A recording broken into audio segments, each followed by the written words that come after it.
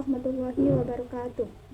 Baiklah, pada kesempatan kali ini saya akan menyampaikan materi tentang perubahan kurikulum. Pengertian perubahan kurikulum. Secara umum, perubahan kurikulum adalah proses penyesuaian atau penggantian isi, tujuan, metode, dan evaluasi pendidikan dalam rangka meningkatkan kualitas pembelajaran dan hasil pendidikan. Perubahan ini dapat bersifat sebagian atau total, tergantung pada kebutuhan dan arah kebijakan pendidikan.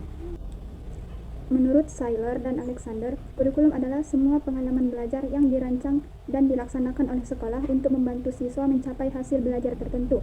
Perubahan kurikulum terjadi ketika pengalaman belajar tersebut harus disesuaikan dengan konteks sosial, budaya, dan politik, serta ekonomi yang berubah-ubah. Dalam perjalanannya, perubahan kurikulum dari masa ke masa terus mengalami evolusi.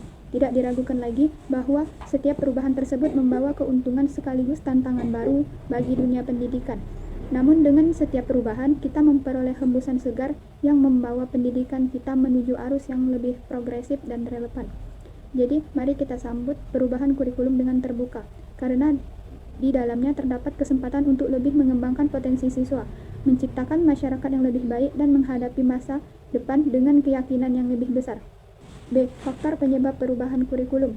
Beberapa faktor utama yang menyebabkan perubahan kurikulum antara lain yaitu yang pertama, perkembangan iptek. Perkembangan teknologi mendorong dunia pendidikan untuk selalu memperoleh materi ajar agar sesuai dengan kebutuhan industri dan masyarakat modern. Yang kedua, kebutuhan dan karakteristik peserta didik. Yang ketiga, kebijakan nasional dan global pemerintahan seringkali mengubah kurikulum untuk menyesuaikan dengan visi pembangunan nasional atau kesepakatan internasional seperti Sustainable. Yang keempat, perubahan nasional dan budaya kurikulum. Perlu mencerminkan nilai-nilai sosial yang berkembang seperti toleransi keberagaman. Yang kelima, evaluasi dan hasil belajar. Rendahnya hasil belajar siswa pada evaluasi nasional atau internasional dapat mendorong evaluasi ulang terhadap kurikulum yang digunakan.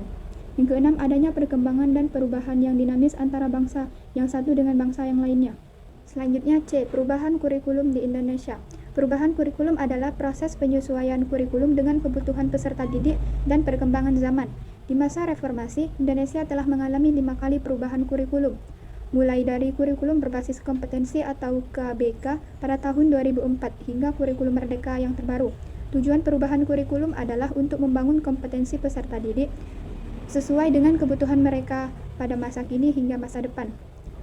Kurikulum merupakan fondasi utama dalam sistem pendidikan yang menentukan arah, tujuan, dan proses pembelajaran di setiap jenjang pendidikan. Indonesia telah mengalami berbagai perubahan kurikulum dengan tujuan untuk meningkatkan mutu pendidikan. Berikut adalah beberapa contohnya.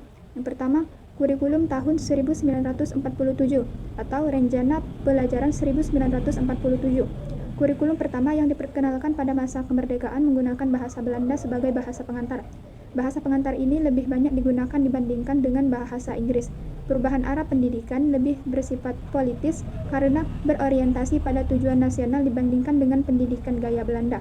Sebaliknya, Pancasila dimanfaatkan untuk urusan pendidikan. Kurikulum yang sekarang diajarkan dikenal dengan nama Rencana Pelajaran 1947. Yang kedua, kurikulum 1952 atau Rencana Pelajaran Terurai 1952. Setelah berakhirnya siklus pendidikan pada tahun 1947, sekolah-sekolah di Indonesia melakukan penyempurnaan pada tahun 1952. Nama Rencana Pelajaran Terurai 1952 diberikan pada tahun 1952. Kurikulum ini telah diintegrasikan ke dalam sistem pendidikan nasional. Selanjutnya, D. Dampak perubahan kurikulum. Ada beberapa faktor positif dari perubahan kurikulum ini. Secara khusus, yaitu yang pertama, perubahan kurikulum baru melengkapi kekurangan yang ada pada kurikulum sebelumnya. Kurikulum yang baru yang akan dilaksanakan telah dirancang dengan menganalisis kekurangan atau kendala yang terdapat pada kurikulum sebelumnya. Yang kedua, perubahan kurikulum dimaksud untuk melanjutkan penyesuaian terhadap perubahan zaman. Perubahan zaman yang begitu pesat sebagai aspek termasuk pendidikan membutuhkan adanya perubahan-perubahan untuk menyesuaikan dengan kebutuhan yang ada. Sedangkan dampak negatif dari perubahan kurikulum yaitu yang pertama, tidak tercapainya target pendidikan di awal penerapan. Ini diakibatkan karena guru belum menerapkan kurikulum baru secara menyeluruh. Diperlukan waktu bagi guru untuk memahami kurikulum baru, beserta komponen-komponen jika ingin menerapkannya dengan hasil yang diharapkan. Yang kedua, fasilitas yang kurang memadai. Ketersediaan fasilitas sarana dan prasarana pada satuan pendidikan di beberapa daerah belum merata, sehingga keberhasilan penerapan kurikulum yang baru menjadi terkendala. Fasilitas yang memiliki oleh masing-masing sekolah di Indonesia belum merata, sehingga kemampuan untuk memenuhi tuntunan kurikulum menjadi berbeda-beda. Yang terakhir, sosialisasi penerapan kurikulum baru membutuhkan waktu. Perubahan kurikulum tentu saja membutuhkan sosialisasi kepada guru-guru yang merupakan pelaksanaan di lapangan. Mungkin itu saja materi dari saya, semoga bermanfaat. Wassalamualaikum warahmatullahi wabarakatuh.